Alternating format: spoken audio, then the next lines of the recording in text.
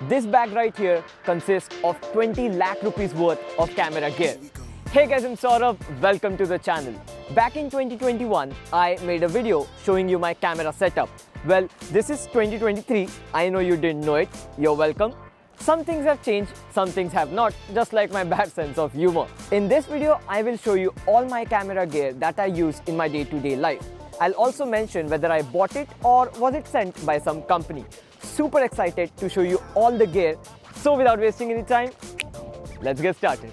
First, let's talk about cameras. Addressing the elephant in the room, the Nikon Z9. This has been my dream camera. I've been using it for almost a year and I enjoy it every time I hold this camera. Before this, I was using the Nikon Z6. I still use it as my secondary camera. That's the camera I'm using right now to record this particular video. Talking about the Z9, one thing I was missing in the Z6 is a robust autofocusing system. Now when it comes to the autofocusing system, be it photos, be it videos, the Z9 is absolutely crazy. It can shoot 4K 120 FPS, which I don't think I can live without. It can also shoot in 8K, which I normally don't use it, but in certain situations it can be helpful. It's a great all-round camera, definitely not compact. The vertical grip also comes in very handy, but I feel this is a perfect all-rounder. Apart from the mirrorless cameras, I carry the iPhone 14 Pro Max everywhere I go. Very compact and a great quality camera in a smartphone. I also carry the GoPro Hero 10 Black. Now, for the type of content I create, I usually don't use a GoPro, but for POV videos that you're watching right now, this comes in very handy. In terms of lenses, I have 2 zooms and 4 prime lenses. This should give you an idea of how much I love using prime lenses. Let's start with the wider end. I have the 24mm 1.8. The look of the wider focal length combined with the wider aperture is very unique. Next, we have the 35mm 1.8. When you're shooting at 35mm, everything feels very natural. There's less distortion and it's something that you see from your naked eyes. If you ask me what's my favorite focal length, it keeps on changing, but for now, it has to be the 35mm. I really enjoy shooting with this. Next, we have the 50mm 1.8. It is the oldest piece of camera gear in my bag. I bought it about a decade ago and I still use it. I use it with an adapter with my mirrorless cameras, but I didn't face any issues. Absolutely love this lens. The next prime lens is the 105mm 2.8. It's not a 1.8 or a 1.4, but I did not buy it for the wider aperture. I bought it because it's a macro lens. The amount of details you can capture with a macro lens, you won't realize it unless and until you use a dedicated macro lens in real life. In terms of zooms, I have one at the wider end, the 14-24 2.8. 14mm on a full frame camera is really wide and it's great for landscape, for architecture. This is one of the go-to lenses for landscape, for astrophotography. I love this lens, but still on rankings, this is at number 2. Obviously, it keeps on changing.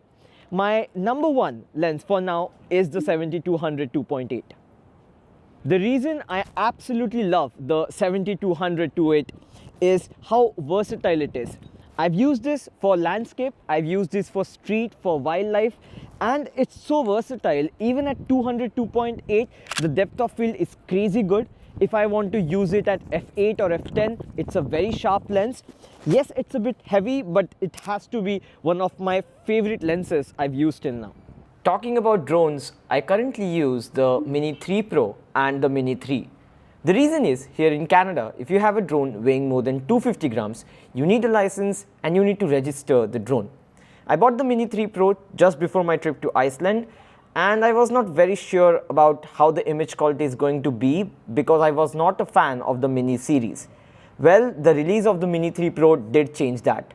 In spite of being so compact, these drones are very capable devices.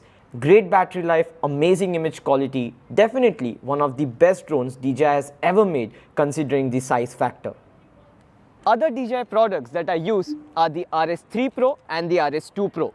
Now I use the Pro versions because I use a heavier camera setup. The RS2 Pro is pretty stable, but the RS3 Pro has the auto lock and unlock feature which comes in very handy. The tripod that I use is by Peak Design. This is the carbon fiber version of the travel tripod they make, and I have to say this is my favorite tripod till date. I've used a lot of tripods, but this is not only compact but it's also very sturdy. I have used this in Iceland in extremely windy conditions and it didn't disappoint. In spite of being so compact, it's still very stable even with the heavier lenses. I feel in this form factor, this tripod is unbeatable. The audio you're listening to right now is coming from the DJI Mic. I won't say this is the best sounding lav mic I've used, but in terms of convenience, this is second to none. It comes with 2 lav mics, 1 receiver, all packed in this neat small case. The battery life is amazing. To be honest, I don't even remember when was the last time I charged this mic. I use the blue Yeti microphone when I'm shooting indoors. The audio quality might not be perfect because there's some construction work going outside. Excuse me for that. I will just hide it right about here so that you can't see. Now, I'm smart, right? Everything that gets shot with all the gears is stuffed into this particular machine. This is the MacBook Pro 2021 model spec'd out with Apple M1 Max. Now, this thing did make me bankrupt, but at the end of the day, I was super happy with the purchase. This is crazy fast. No matter what I throw at it, high quality raw photos, videos, this thing handles it very smoothly. Now I use all this gear for shooting photos and videos. And the last thing any content creator, any photographer would want is damaged files. Everyone hates it.